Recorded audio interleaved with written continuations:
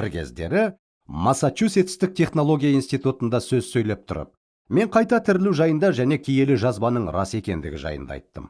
Сөзімді аяқтап болып, мен кафедрадан түстім, ал студенттер мені жан-жағымнан қоршап алды. Олардың біреуі, мен киелі кітапқа сене алмаймын деп дауыстады. Мен неліктен деп сұрадым. Ол жерде шын болуы мүмкін емес жайттар өте көп. Мен шынымен бе? Мысалға қандай дедім. Ең болмаса Нұхтың кемесін алсақ, деп жауап қайырды ол. Немесе Бабыл мұнарасы. Нұхтың кемесі бұл киелі кітаптық түпнұсқа хикаясы емес.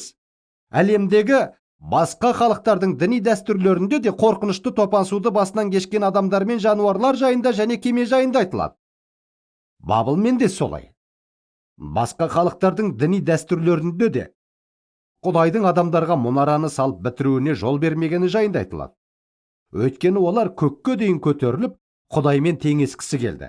Құдайдың оларға түрлі тілдер дарытқаны жайында. Олар бір-бірін түсіне алмай құрылысты тоқтатып, жер бетіне тарап кету үшін. Көрдіңіз бе, деді жас жігіт. Осыған ұқсас хикаялы тым көп аңыздар бар. Сондықтан мен киелі кітапқа сене алмаймын. Мен дауыстап, өте қызық. Нақты осы себептен сіздің сенбеуіңізге түрткі болып тұрған себеп менің сенімімнің негізінде жатыр. Ол не деген сөз деп абыржып қалды жас жігіт. Ал мен оған, тыңдаңыз.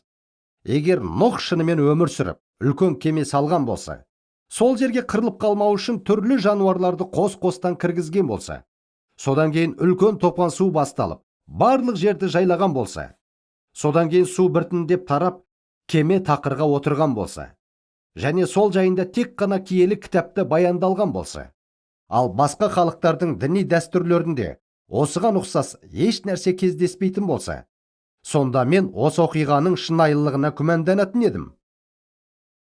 Түсінесіз бе? Әдеттен тыс ерекше жағдай орын алған кезде, онда тарихта сол жағдайдың ізі қалады, және оның үндері әртүрлі діни дәстүрлерде естіледі. Бабыл мұнарасы жайындағы оқиғаның ерекше болғандығы сонша, егер ол жайында басқа халықтарда мұнараға ұқсас әңгімелер сақталмаған болса, Құдайдың мұнара салушылардың тілдерін шатастырып жіберген айтылмаса, онда мен Құдай сөзінде жазылғандарға күмәнданар едім. Алайда ел аузындағы бұл сөздердің демек рас болғаны.